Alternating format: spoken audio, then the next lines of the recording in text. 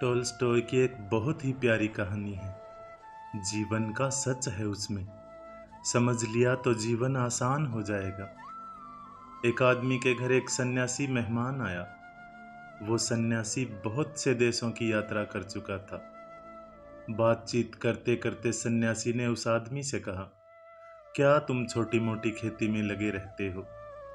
Siberia की यात्रा पर जब मैं निकला था तो मैंने देखा वहां तो जमीन इतनी सस्ती है कि लगभग मुफ्त ही मिल जाती है। तुम ये जमीन बेच बाच के यहाँ छोड़ छाड़ के साइबेरिया क्यों नहीं चले जाते? वहां तुम्हें इतनी जमीन के बदले हजारों एकड़ जमीन मिल जाएगी। वहां करो खेती बाड़ी। वहां की जमीन बहुत उपजाऊ है और वहां के लोग तो इतने सीधे साधे हैं कि तुम्हें मुफ्त में ही जमीन दे देंगे। बस फिर क्या था, आदमी के मन में लालच जाग गया। उसने दूसरे ही दिन अपनी सारी जमीन बेच डाली और साइबेरिया की राह पकड़ ली। जब वो साइबेरिया पहुंचा तो उसे सन्यासी की बात एकदम सच्ची लगी। वहां के लोग तो सच में सीधे साधे थे। उस आदमी ने साइबेरिया के लोगों से कहा कि मैं यहाँ जमीन खरीदने आया हूँ। उन लोगों ने उत्तर दिया, यहाँ जमीन खरीदने का एक ही तरीका है कि जितना पैसा तुम अपने साथ लेकर आए हो वो यहाँ रख दो और कल सुबह सूरज उगने से पहले यहाँ आ जाना। सूरज उगते ही तुम जमीन घेरने के लिए निकल पड़ना और सांझ को सूरज डूबने के साथ तुम यहीं पहुंच जाना जहां से तुमने शुरुआत की है।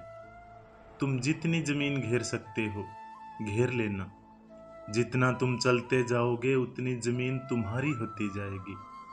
बस एक बात का ख्याल रखना, सूरज उगने से पहले जहां से शुरू किया सूरज डूबने से पहले वहीं खत्म करना होगा। रात भर सो नहीं सका वो आदमी। रात भर योजना बनाता रहा कि कितनी जमीन घेरेगा। सूरज निकलते ही वो आदमी भागने लगा। साथ में रोटी भी ले ली, पानी भी ले लिया। सारा गांव इकट्ठा हो गया और वो भागा। सोचा कि चलते चलते खा लेगा, चलते चलते पी लेगा। रुक कर खाने का क्या मतलब, समय खराब होगा। ज्यादा से ज्यादा जमीन जो घेरनी थी। चलना क्या था, बस दौड़ना था। चलने से आधी जमीन घिरेगी और दौड़ने से दोगुनी। उसने सोचा कि 12 बजे तक वापसी शुरू कर देगा ताकि सही समय पर वापस पहुंच सके। 12 बज गए, 1 भी बज गया। मीलों चल चुका था। ना लालच का अंत हो रहा था, ना उपजाऊ जमीन का।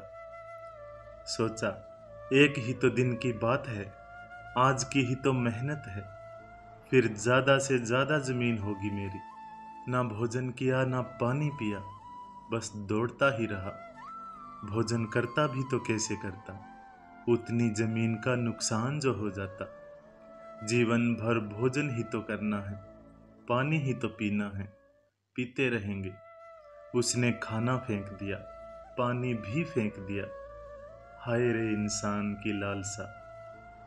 2 भी बज गए। अब याद आया उसे कि लौटना भी है, वापस उसी जगह जहां से शुरू किया था। लौटने के लिए हिम्मत बची ही नहीं। अब घबराहट भी होने लगी। सारी ताकत झोंक दी वापस लौटने में, पर ताकत तो खत्म होने के करीब थी।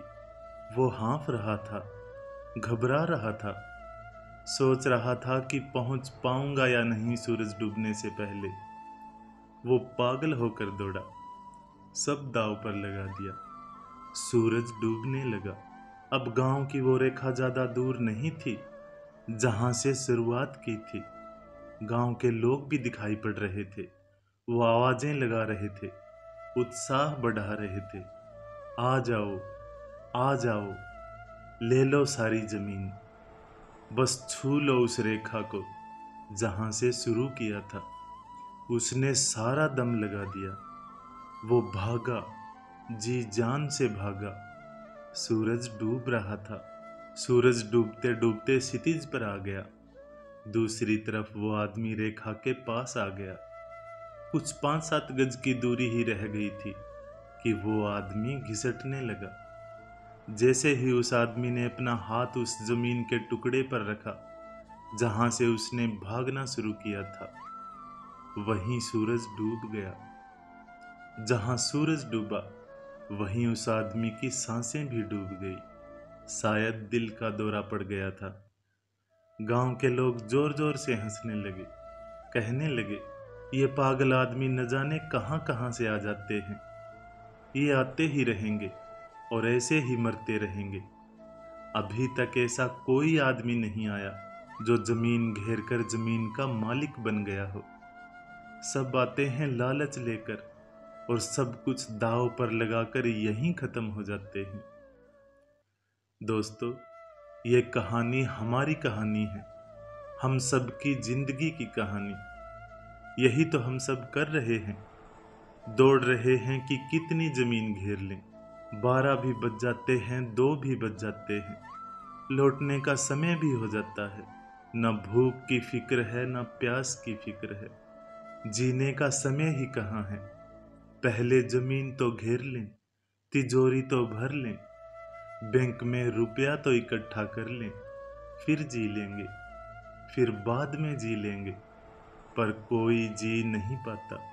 जीने के लिए थोड़ी विश्रांति चाहिए, जीने के लिए थोड़ी समझ चाहिए। जीवन मुफ्त में नहीं मिलता, जीवन को जीने के लिए बोध चाहिए। कितनी प्यारी बात कही है किसी ने। जिंदगी एक पल है जिसमें ना आज है ना कल है। जी लो इसे ये सोचकर कि ये हमारी जिंदगी का सबसे हसीन पल है। फिर मिलेंगे दोस्तों अगली कहानी के साथ। तब तक के लिए अपना ख्याल रखना और हमेशा मुस्कुराते रहना।